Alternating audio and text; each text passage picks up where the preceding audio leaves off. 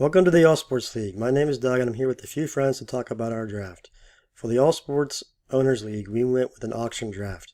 When owners can lock in a team for as many as 5 years, it only made sense to have to bid for it rather than getting an amazing team by pure chance. There is still a draft order, and when it's your turn, you simply nominate a team along with the starting bid. The bidding then begins, and the highest bidder wins. At this point, the winner decides how long they want the team for. We used a maximum 5 years. Each owner has a set amount of fake money they can spend. We used $180 for the draft and kept $20 back for use during free agency, making the league cap of $200. Also, as said in the previous video, there are no set requirements on how many teams from each league you can have. We set our draft at 9 teams each, with an 11 maximum for the league. Remember though, half the teams will have a negative value, so more is not always better. And now to the draft strategies. As you can see from my profile, I took a lot more hockey teams. That's the sport I watch the most and know the most about. Aside from that, I wanted at least one top 5 baseball team, because with no salary cap in baseball, I figured them to be very consistent. Hopefully I got that with the Braves. I also grabbed the Guardians early because they are also pretty consistent. No lie, for football and basketball, I was just guessing, so I spent very little on them.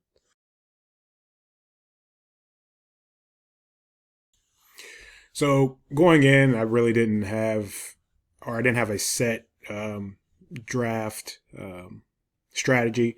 I just kind of sat back and watched the first couple picks, seeing what everybody was going to go towards.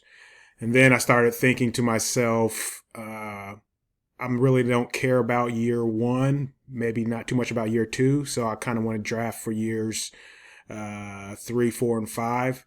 So I wanted teams that were up and coming and going to be good in the later years.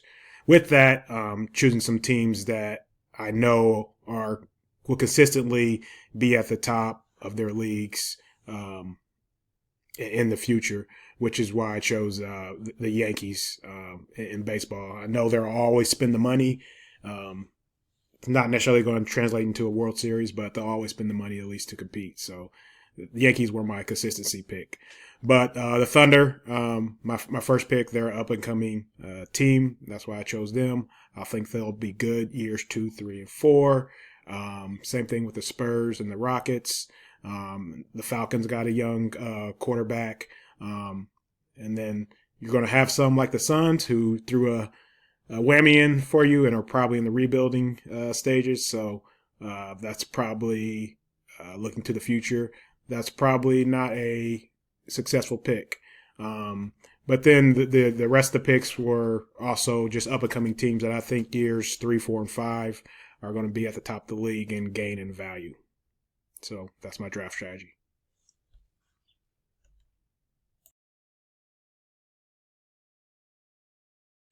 So look at my draft strategy. Really, I put a lot of value into my first pick, which was the Dodgers. And then kind of after that, other than going with my heart on who I own, the Green Bay Packers, that was my second pick. And then I looked at a mix of teams really after looking at baseball. I didn't know much about NHL, but I thought I would take a chance on a couple teams on that. And then same with NBA. The teams I really wanted were already gone, but I just looked for value. I know on my last pick, I didn't spend as much on that over the years. So I took kind of a risk on a couple of those teams at the bottom.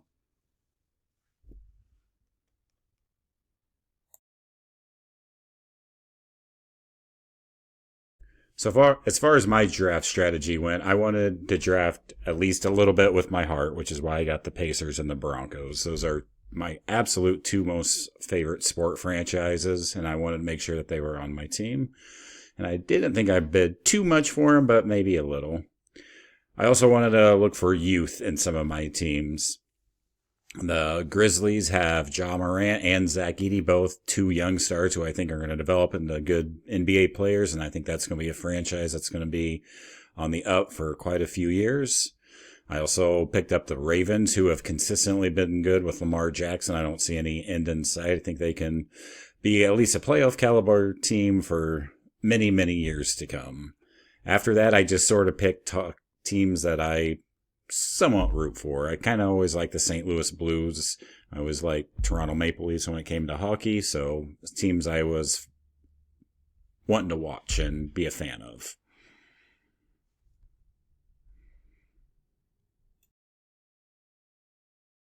Okay, going in before I ever drafted a team, I started ranking teams. So myself and Colin had a strategy on what teams were worth more than other teams so that we didn't overbid. The other thing that I personally looked at was what sports you could consistently count on a team being good. So baseball, no salary cap. You know there's going to be specific teams that every season are going to outbid every other team. The other side of that, I looked at basketball. You've only got 5 people starting. So if a star gets traded, that team's worthless.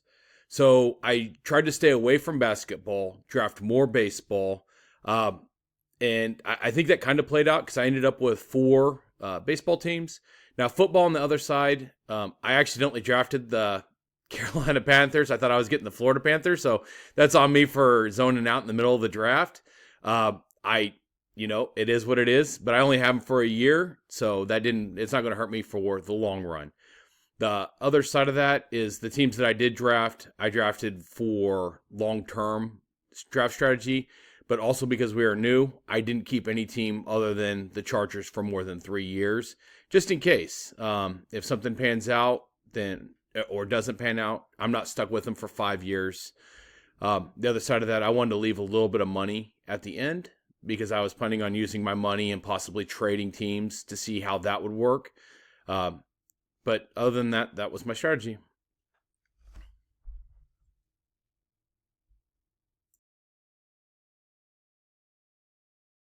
As a final note, waking up and seeing the Braves were 0-7 felt a lot like this.